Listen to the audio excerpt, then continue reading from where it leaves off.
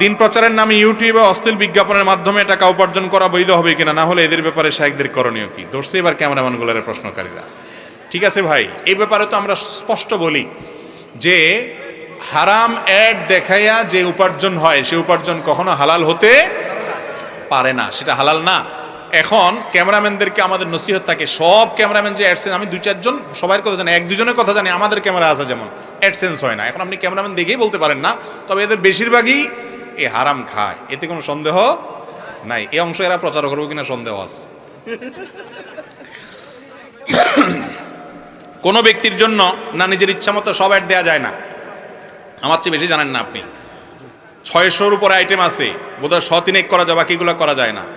আর জাগা নাকা food পান্ডার add আপনি কিভাবে নিয়ন্ত্রণ করবেন? মিউজিক আছে না এটাতে? তো আপনি আমার চেয়ে বেশি জানেন।